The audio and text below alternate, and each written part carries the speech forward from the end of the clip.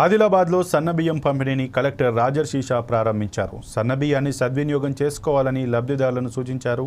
ఈ సన్నబియ్యం తినడం వల్ల పోషకాలు లభిస్తాయని తెలిపారు. దీంతో రేషన్ రీసైక్లింగ్ కూడా ఆగిపోతుందని చెప్పారు. కొత్తగా రేషన్ కార్డు జాబితాలో చేరిన వాళ్లకు రేషన్ ఇస్తామన్నారు. ఆందోళన చెందాల్సిన అవసరం లేదని స్పష్టం చేశారు.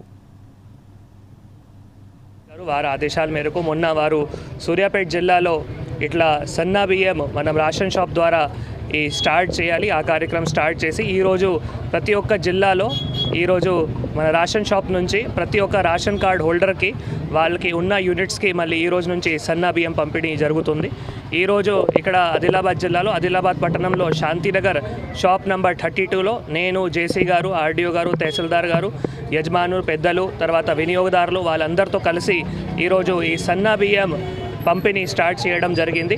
ఇక్కడ 732 యూనిట్స్ ఉన్నాయి. సో ఇక్కడ మనం రేషన్ షాప్ యజమానికి అడిగితే ప్రతి ఒక్కరూ దాదాపు ఇక్కడికి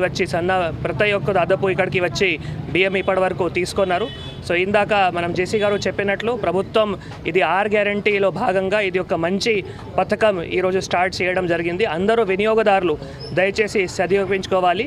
ఈ సన్నా బియ్యంతో మనకి ప్రభుత్వంకి 2-3 రకాలు బెనిఫిట్ అవుతాయి, వినియోగదారులు కూడా బెనిఫిట్ అవుతాయి. ఒకటి ఆరోగ్యం కానీ న్యూట్రిషన్ కానీ అది మంచి వారికి అందజేయడానికి అవకాశం ఉంటుంది.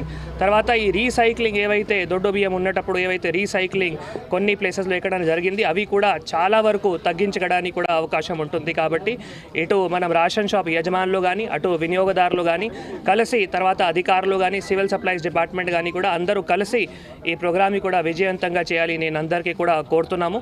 ముఖ్యంగా మొన్న మనం సభలో ప్రజాపాలన గ్రామ సభ వార్డ్ సభలో కూడా రేషన్ కార్డ్ అప్లికేషన్స్ కూడా తీసుకొని మళ్ళీ మొన్న revenue department civil supplies department teams కూడా తీసుకొని అందరికీ ఎంక్వైరీ కూడా చేయడం జరిగింది. త్వరలోనే ప్రభుత్వ ఆదేశాల మేరకు రేషన్ కార్డ్ అడిషన్స్ కానీ కొత్త రేషన్ కార్డ్స్ కానీ అది కూడా ఇవ్వడానికి అవకాశం ఉంటుంది. ముఖ్యంగా ఇంకొక కీలకమైన సూచన రాజీవ్ యువ వికాసం చాలా ఇంపార్టెంట్ ప్రోగ్రాము. ప్రభుత్వం ఒక ఈ నిరుద్యోగుల యూత్ ఎవరైతే ఉన్నారో వాళ్ళకి